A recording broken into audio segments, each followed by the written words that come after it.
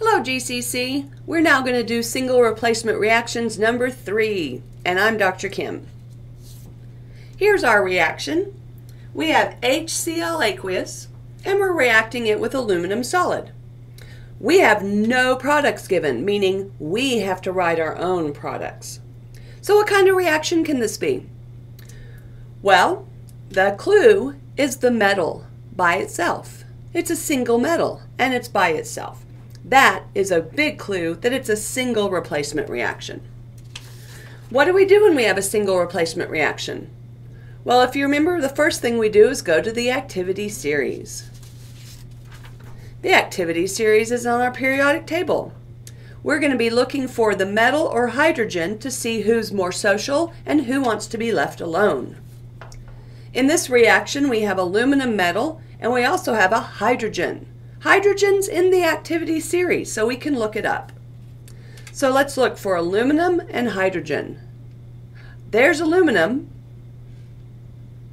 and hydrogen's way after it. So aluminum comes first. Aluminum is therefore closer to lithium, meaning it's more social and wants to have a friend. Hydrogen is closer to gold, meaning it would just as soon be left alone. Let's see if that's what we have.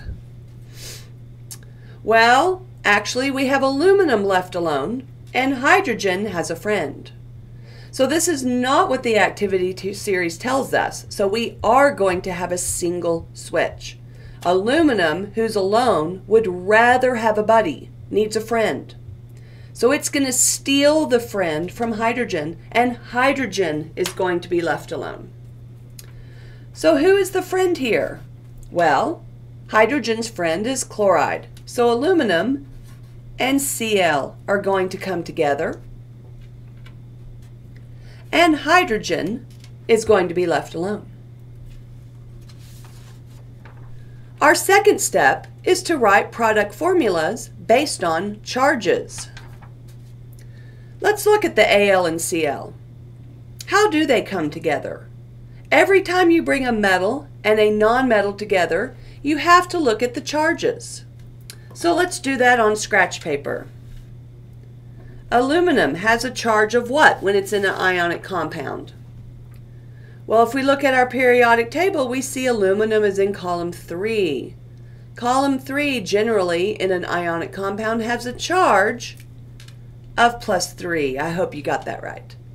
Now Cl, let's find the charge for Cl. Where is it in the table? It's a halogen. And this column has a charge of -1 when it's in a compound.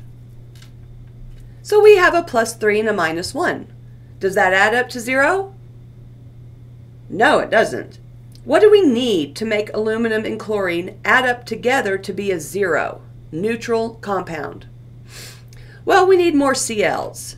In fact, we need 3 Cl's for every 1 aluminum. This gives me +3 and -3, which equals 0. So the correct formula for aluminum and chlorine when they come together in an ionic compound is AlCl3.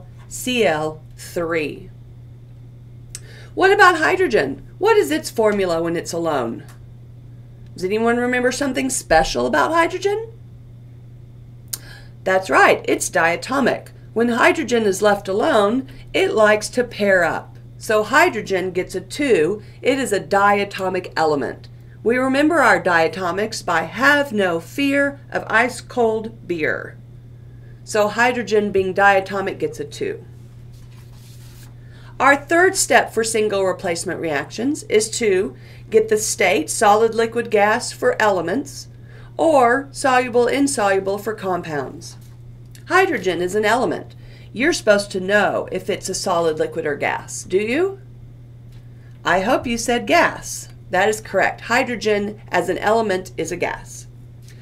Now, aluminum chloride is a compound, so we need to go look in the solubility rules for aluminum or chloride, whichever we come to first. Rule number 1 doesn't have aluminum or chlorine, neither does 2 or 3, but 4 has chlorine.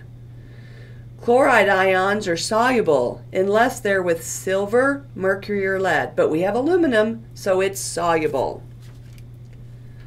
What do we put in the parentheses for a soluble compound? I hope you said AQ. That is correct. It is aqueous because it's dissolved in the water, so it is soluble. Now, finally, we are ready to balance. That is our last step for single replacement reactions. So I have one H and one Cl on the left side and one Al. It needs to be equal with the product side, where I have one Al and 3 Cls and 2 H's. So this isn't balanced at all. We can start anywhere. The Cls, there are 3 Cls on this side, so I should probably have 3 Cls on the reactant side. So I put a 3 in front. This gives me 3 HCls. Now I have 3 Cls on both sides. However, this made 3 hydrogens, and I have 2 on the product side. So I have the 3-2 combo. What do we do when we have a 3-2 combo? Well, we're going to meet at 6. So actually, I need to change this so that I have 6 hydrogens on both sides. So what's going to go in front of HCl to give me 6 hydrogens? That is correct, as 6. I need 6 HCls to give me 6 hydrogens. How am I going to have 6 hydrogens over here when I have H2? That is correct. We put a 3 in front. This gives me 3 H2s, which is 6 total, to match the 6 on the left side. Now this gave me 6 Cls.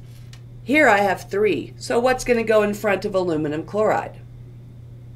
If you said 2, you're correct. I need a second aluminum with 3 chlorines. That gives me 6 Cls to go with the 6 Cls on the left side. That also gave me 2 aluminums, so what's going to go in front of aluminum on the reactant side? That's correct, a 2. I need 2 aluminums. Let's double check. 6 hydrogens to go with 6 hydrogens, 6 Cls to go with 6 Cls, and 2 aluminums. We have finished this single replacement problem. Good job.